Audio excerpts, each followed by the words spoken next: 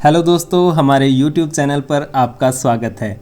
दोस्तों, आज हम लद्दाख ट्रिप सीरीज़ शुरू कर रहे हैं जिसमें हम मनाली से होते हुए केलोंग, लेह, नुब्रा वैली और पेंगोंग लेक कवर करेंगे। इस वीडियो सीरीज़ में आपको दिल्ली लेह बस सर्विस के साथ साथ इन सभी जगहों के बारे में जानकारी मिल जाएगी। ये इस वीडियो सीरीज़ का फर्स्ट पार्ट है और इसमें हम मनाली से केलोंग तक की जर्नी कवर करेंगे and Delhi Leh bus service की बात भी करेंगे। तो चलिए शुरू करते हैं। दोस्तों, आज 30 जून है और मैं अपनी लद्दाख की सोलो ट्रिप शुरू कर रहा हूँ। मैं बेसिकली मंडी से हूँ और केलोंग तक खुद की गाड़ी से ड्राइव करके जा रहा हूँ। केलोंग से लेह का सफ़र HRTC बस से होगा। मंडी से लेह की दूरी 560 किलोमीटर्स है और मैं आज पहले दिन केलोंग तक जाऊंगा, जो कि 185 किलोमीटर्स का ट्रैवल है। आज सुबह करीब 10 बजे मैं मंडी से निकल गया था और अब 12 बजे तक भुंतर पहुंचने वाला हूं। आज वेडनेसडे है, इसीलिए ट्रैफिक थोड़ा कम था। ये मंडी कुल्लू रोड 4 लेन बन रहा है और काफ़ी समय से अंडर कंस्ट्रक्शन है, इसीलिए मंडी से कुल्लू तक कई बार तो 4 से 5 घंटे भी लग जाते हैं। मंडी से औट तक रोड काफ़ी ख़राब है, पर औट के बाद काफ़ी ठीक बन भी चुका है। अभी इस रोड को कंप्लीट होने में कुछ साल और लगने वाले हैं, पर ये टोल बैरियर पहले ही बन चुका है। यहाँ भुंतर के पास ये ब्लास्टिंग का काम जारी है ताकि रोड चौड़ा करके 4 लेन बनाया जा सके।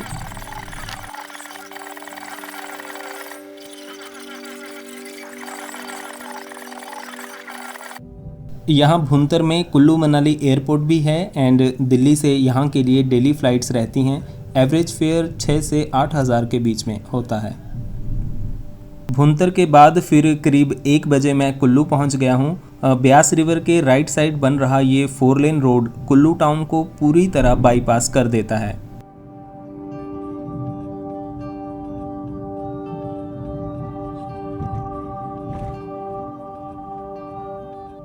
यहाँ से मनाली अब 37 किलोमीटर्स है और करीब 1 घंटा लगेगा।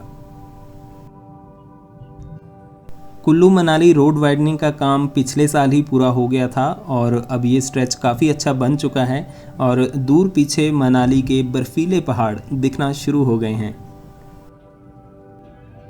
इस जगह का नाम पतली कूहल है और नगर कैसल या नगर घूमने के लिए इस ब्रिज के नीचे से होकर जाना होता है।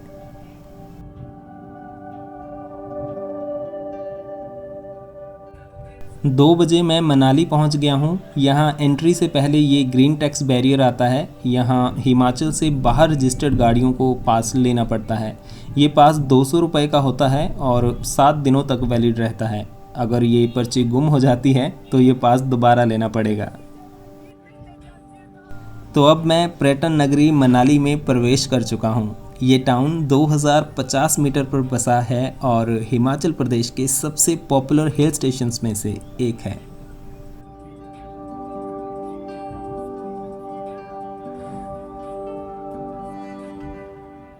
ऑलरेडी 2 बज चुके हैं एंड मुझे केलोंग में जाकर नाइट स्टे एंड फिर बस भी रिज़र्व करवानी है, तो यहाँ बिना रुके मैं आगे चल पड़ा।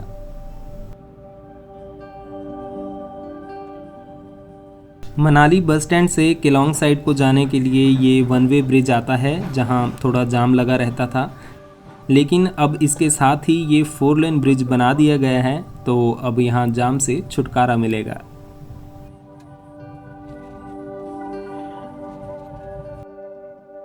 मनाली से केलोंग तक का सफ़र 75 किलोमीटर्स का है और इसमें 2 से ढाई घंटे लगते हैं। अभी सोलंग तक हम इस ब्यास रिवर के साथ साथ ही जाएंगे।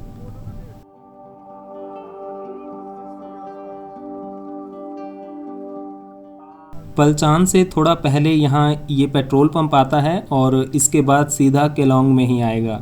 इन पेट्रोल पंप्स पर एयर रिफिल मशीन्स अब ख़राब ही रहती हैं और ये इनके अगल बगल पंक्चर रिपेयर शॉप्स खुल गई हैं।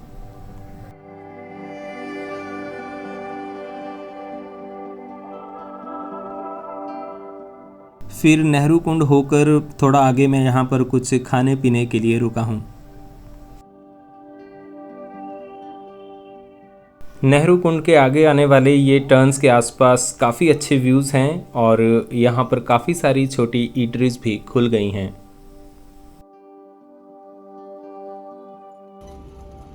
मनाली से 15-20 मिनट्स के ट्रैवल के बाद सोलंग वैली आ जाती है, जो कि मनाली का एक फेमस टूरिस्ट स्पॉट है।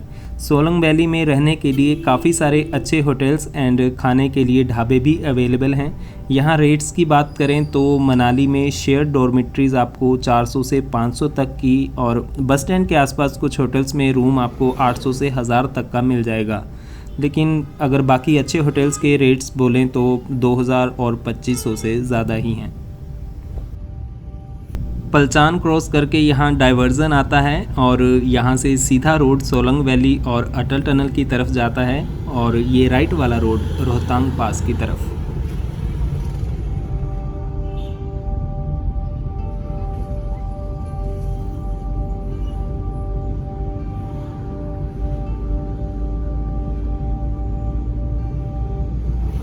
सोलंग वैली में काफ़ी ट्रैफिक था तो मैं वहाँ नहीं रुका, इसीलिए मैं यहाँ थोड़ा आगे आकर रुका हूँ ताकि ये व्यूज़ कैप्चर कर सकूँ।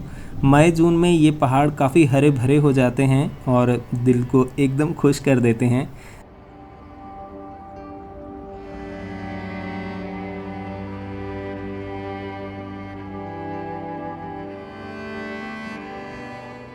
उसके साथ पिघलती स्नो से बनते ये झरने भी पहाड़ों की खूबसूरती को बढ़ाते हैं।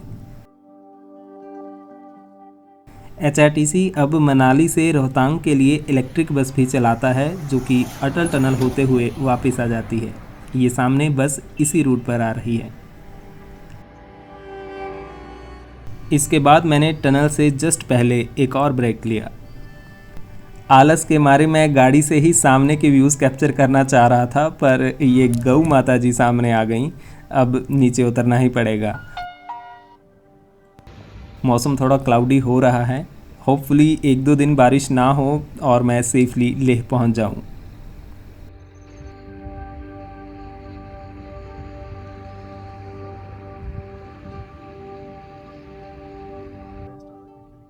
सोलंग वैली से 15-20 मिनट्स के ट्रैवल के बाद मैं अटल टनल पहुंच गया। रोहतांग पास के नीचे बनी ये हाईवे टनल अब अपने आप में ही एक टूरिस्ट अट्रैक्शन बन गई है। टनल 9 किलोमीटर्स लंबी है और टनल में ओवरटेक करना या फिर रुकना अलाउड नहीं है। टनल में 40 से 60 किलोमीटर्स की स्पीड लिमिट भी है। अटल टनल के ऊपर भी हम पहले एक वीडियो बना चुके हैं, जिसका लिंक ऊपर स्क्रीन पर है।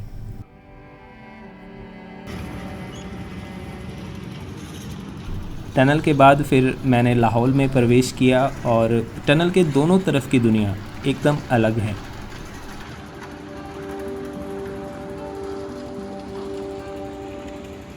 ये लेफ़्ट साइड वाला रोड रोहतांग पास से होकर आता है। अगर हम मनाली से रोहतांग पास होकर यहाँ तक आते तो 4 से 5 घंटे लग जाते, मगर टनल से आने में सिर्फ 1 घंटा लगा। टनल बनने के बाद लाहौल की रोड कंडीशंस भी काफ़ी सुधर गई हैं। अब ये चकाचक सड़कें और ये खूबसूरत पहाड़ों के नज़ारे, मतलब मन खुश हो जाता है।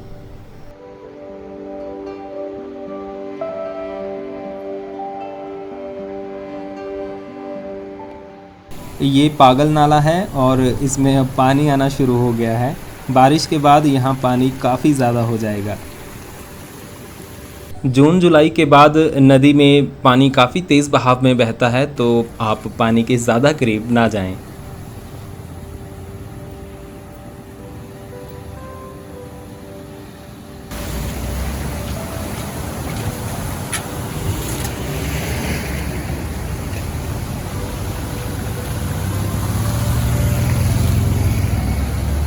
यहाँ रोहतांग के लिए परमिट के बारे में नोटिस लगा हुआ है। रोहतांग घूमने के लिए रूल्स हर थोड़े समय बाद चेंज हो जाते हैं, तो आप मनाली आकर अपने होटल या फिर किसी लोकल से इसके बारे में कंफर्म ज़रूर कर लें। टनल के बाद थोड़े ही आगे सिसु विलेज आ जाता है और धीरे धीरे ये काफ़ी पॉपुलर टूरिस्ट स्पॉट बन रहा है। लास्ट ईयर इस जगह की रील्स इंस्टाग्राम पर काफ़ी फेमस हुई थी। अभी कुछ महीने बाद ऑटम में इन पेड़ों के पत्ते एकदम पीले और गुलाबी से हो जाएंगे।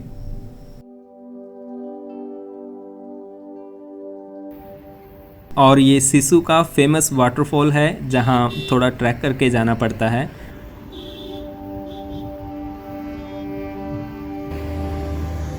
यहाँ ये लेक है जहाँ बोटिंग भी होती है। हेलीपैड के पास अब टेंट्स भी लग चुके हैं। बर्फीले पहाड़, अच्छा रोड इंफ्रास्ट्रक्चर, झरने, लेक और नीचे रिवर, इस गांव में आपको सब कुछ मिलेगा। सिसु से घेपन घाट ट्रैक भी शुरू होता है जो 4140 मीटर पर स्थित अलियास लेक तक जाता है। यहाँ थोड़ी देर बिताकर मैं आगे के लिए निकल पड़ा। सिसु गांव में कुछ शॉप्स वगैरह हैं और अभी 2-3 ही होटल्स हैं और कुछ होटल्स का कंस्ट्रक्शन चल रहा है।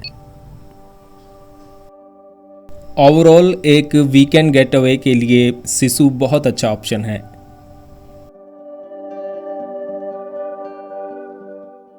सिसु के बाद फिर ये जन्नत के नज़ारे शुरू हो जाते हैं। मनाली आने वाले ऑलमोस्ट सभी टूरिस्ट अब यहाँ लाहौल में आते ही हैं। कुछ लोग यहाँ सिसु तक ही घूमकर वापस चले जाते हैं, पर अब काफ़ी लोग आगे केलोंग, जिस्पा या फिर त्रिलोकनाथ साइड जाने लगे हैं। टनल बनने से पहले शायद कभी भी लाहौल ने इतना ट्रैफिक नहीं देखा होगा, लेकिन अब यहाँ लोड काफ़ी बढ़ गया है।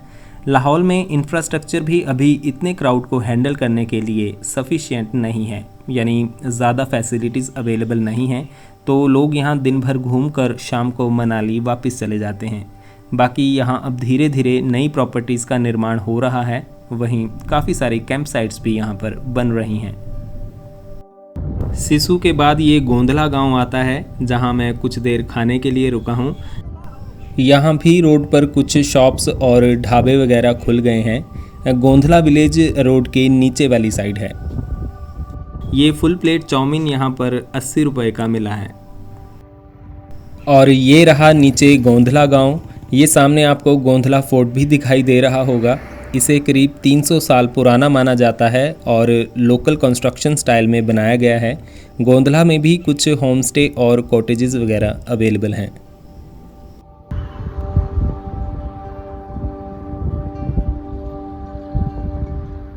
लाहौल घाटी तो वैसे बेहद खूबसूरत है ही, पर लास्ट ईयर तक ये एकदम अनएक्सप्लोर्ड सी ही थी। ज़्यादा लोग यहाँ आते नहीं थे और रोहतांग पास से होकर आने में यहाँ बहुत टाइम भी लगता था। लंबा होने के साथ साथ वो रास्ता साल के 6 महीने बंद भी रहता था।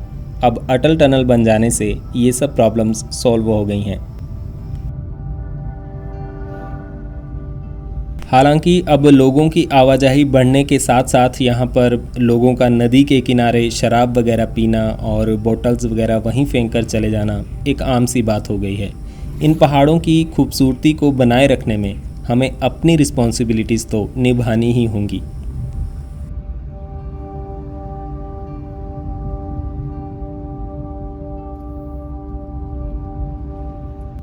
गोंधला के बाद ये नीचे एक और सुंदर सा गांव है जिसका नाम दालंग है। वाकई में यहाँ पर हर मोड़ पर इतने सुंदर व्यूज़ हैं कि मुझे हर 15 मिनट में रुकना पड़ रहा है।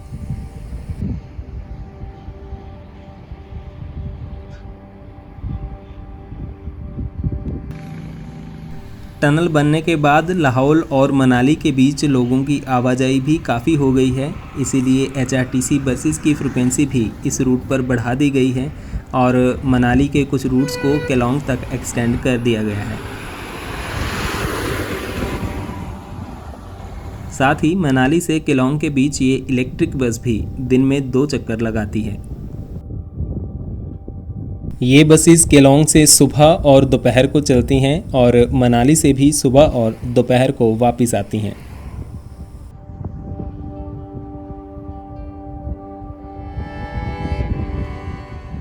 दालंग के थोड़ा नीचे आकर ये नदी के उस पार मोलिंग गांव है। यहाँ बीच में ये चंद्र नदी बहती है जो चंद्रताल झील से निकलती है और आगे तांदी में जाकर जब भागा नदी चंद्र में मिलेगी तब इस नदी को चंद्रभागा के नाम से जाना जाता है। फिर आगे चलकर पांगी घाटी के अंत में जम्मू कश्मीर सीमा पर जब संसारी नाला आकर चंद्रभागा नदी में मिलेगा तो उसके बाद इस नदी का नाम चिनाब नदी हो जाता है। अब आधे घंटे में मैं केलोंग पहुंच जाऊंगा। केलोंग में मैंने नाइट स्टे तो बुक नहीं किया है, पर बस स्टैंड के आसपास 2-3 होटल्स में कॉल करके मैंने उनके रेट्स पूछे थे, क्योंकि मुझे पार्किंग की भी ज़रूरत है। मेरी गाड़ी 5-6 दिन वहीं खड़ी रहेगी। फ़ोन पे उन्होंने मुझे 1000 से 1500 तक के रेट्स बताए, पर थोड़ा नेगोशिएट करने पर एक होटल नॉर्दलिंग ने 900 तक एग्री कर लिया। मई से जुलाई यहाँ पर पीक सीज़न रहता है और रेट्स इस समय में थोड़े हाई हो जाते हैं। और ये वो पेट्रोल पंप है जिसकी मैं बात कर रहा था। मनाली के बाद सीधे फिर यहीं आपको पेट्रोल पंप मिलेगा। हालांकि यहाँ भीड़ बहुत है। मुझे करीब 20 मिनट फ्यूल भरवाने में लग गए, क्योंकि यहाँ स्टाफ भी कम ही है। आप कोशिश करें कि मनाली में ही फ्यूल भरवा कर आएँ। तो अब मैं तांदी पहुँच गया हूँ, और ये तांदी वही जगह है जहाँ चंद्र और भागा नदियों का संगम होता है और चंद्रभागा नदी बनती है। और यहाँ से मैं चंद्र नदी को छोड़कर भागा नदी के साथ साथ केलोंग की ओर जाऊँगा। ये तांदी की छोटी सी मार्केट है, और तांदी से उदयपुर और किलाड़ किश्तवाड़ के लिए अलग रास्ता जाता है, जो कि चंद्रभागा नदी के साथ साथ ही है। और यहाँ से दूर केलोंग दिखाई देने लगा है। तांदी से केलोंग 8 किलोमीटर दूर है, और अब इस भागा रिवर के साथ साथ चलते हुए बस 15 मिनट में ही केलोंग पहुँच जाऊँगा। वैसे क्या आप जानते हैं कि लाहौल और स्पीति पहले 2 अलग अलग रियासतें हुआ करती थीं। दोनों के मर्ज होने से पहले लाहौल की कैपिटल करदंग और स्पीति की कैपिटल धनकर में थी। लाहौल और स्पीति के मर्ज होने के बाद फिर केलोंग को लाहौल स्पीति का एडमिनिस्ट्रेटिव सेंटर बनाया गया। केलोंग के सामने ये उस पार करदंग गांव है। यहाँ करदंग मोनेस्ट्री है, जो कि लाहौल की सबसे बड़ी मोनेस्ट्री में से एक है, और इसे करीब 900 साल पहले बनाया गया था।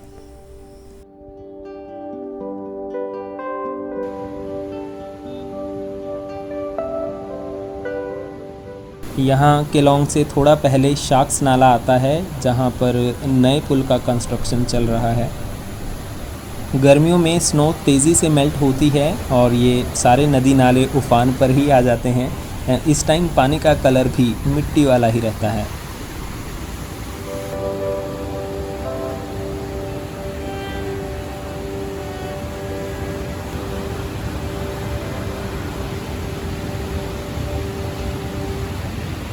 अभी होटल से पहले मैं सीधे बस स्टैंड ही जाऊंगा, ताकि बस का स्टेटस कंफर्म कर सकूं। अभी शाम के 5:30 बजे हैं और मैं केलोंग पहुंच गया हूं, और इस केलोंग डिपो की बस के पीछे पीछे ही मैं बस स्टैंड तक जा रहा हूं। केलोंग 3080 मीटर की ऊंचाई पर बसा एक शांत सा टाउन है। यहाँ एज सच कोई बड़ी टूरिस्ट अट्रैक्शन नहीं है। करदंग मोनेस्ट्री, कुछ छोटे वाटरफॉल्स, टेम्पल्स और तांदी संगम इत्यादि यहाँ घूमने के मेन पॉइंट्स हैं।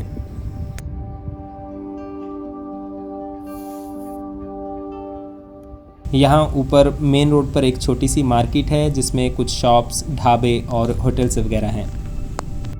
मेन मार्केट यहाँ नीचे है, और मेन रोड से नीचे मार्केट को एक छोटा सा रोड जाता है, जो आगे बस स्टैंड के पास आकर निकलता है।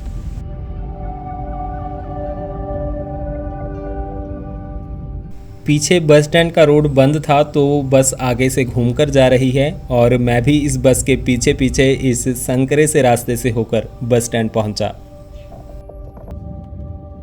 केलोंग बस स्टैंड से शाम को कोई बस नहीं जाती है, तो बस स्टैंड एकदम सूना ही है। यहाँ इंक्वायरी वाले ऑफिसर ने बताया कि कल लेह जाने वाले 2-4 ही लोग हैं, तो आपको टिकट्स भी सुबह ही मिलेंगी। वैसे मैंने डिपो के RM सर से बात करके आगे वाली सीट रिज़र्व करवा ली है।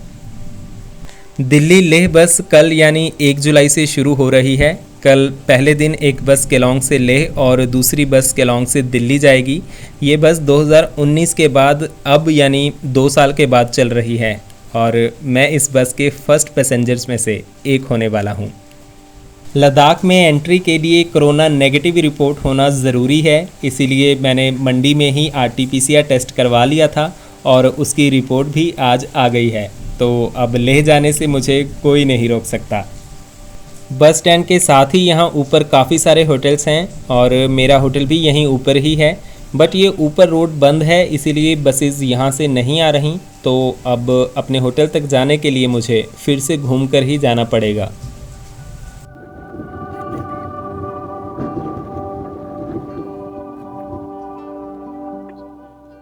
और यह गेट भी बंद हो चुका है, तो मुझे इसे खुलवाने के लिए अंदर बात करनी पड़ेगी। बट लकीली एक बस आ रही है तो उन्होंने खुद ही गेट खोल दिया।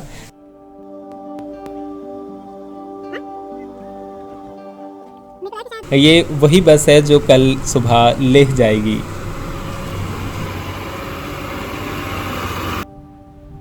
ये रोड काफ़ी नैरो है और 2 गाड़ियों को पास लेने की जगह भी बहुत कम है। इस HRTC टैक्सी को इस गाड़ी को पास देने के लिए काफ़ी पीछे जाना पड़ेगा।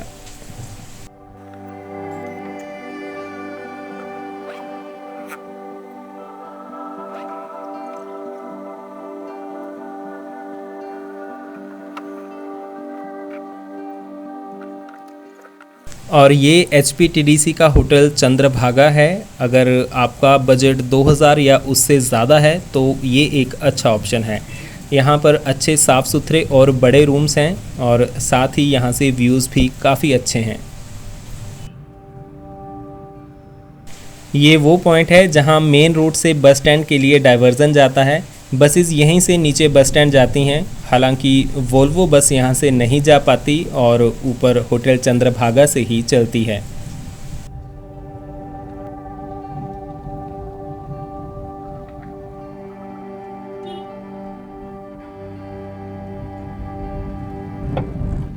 तो करीब 6:30 बजे मैं यहाँ अपने होटल में आया। होटल का नाम नॉर्दलिंग है और यहाँ बगीचे में काफ़ी सारी गाड़ियों की पार्किंग भी है।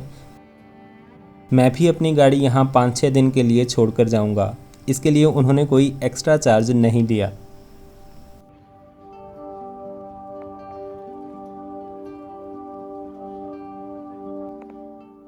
और ये मेरा रूम है जिसका टैरिफ 900 रुपये है।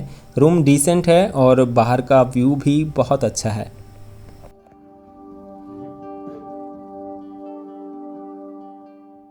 चेक इन के बाद मैं थोड़ा फ्रेश हुआ और नीचे गार्डन में आकर बैठा। काफ़ी फ्रेश फील हो रहा है यहाँ पर। एक डाइनिंग एरिया यहाँ गार्डन में भी है और सेब के पेड़ भी हैं। मनाली के मुकाबले यहाँ भीड़ बहुत ही कम है। होटल वालों से बात करके पता चला कि लोग या तो मनाली में स्टे कर रहे हैं या फिर आगे जिस्पा में। केलोंग में कोई ख़ास टूरिस्ट पॉइंट ना होने की वजह से ये बस एक ट्रांजिट स्पॉट सा ही है। केलोंग में नाइट लाइफ भी ज़्यादा नहीं है, मतलब 9-10 बजे तक मैक्सिमम होटल्स या फिर रेस्टोरेंट्स बंद हो जाते हैं। और यहाँ वैसे बस स्टैंड के नीचे एक मार्केट है जहाँ पर ज़रूरत का लगभग सारा सामान मिल जाता है। तो अब सुबह के लिए सारे इक्विपमेंट्स चार्ज करने हैं। गाड़ी में तो मैं जैसे तैसे फैलाकर सामान ले आया हूँ, पर अब अच्छे से पैकिंग करनी पड़ेगी। तो ये सब करके मैं जल्दी सो जाता हूँ ताकि सुबह जल्दी उठ सकूँ। कल की जर्नी काफ़ी एक्साइटिंग होने वाली है। तो मिलते हैं आपसे कल, यानी इस वीडियो सीरीज़ के नेक्स्ट पार्ट में। धन्यवाद।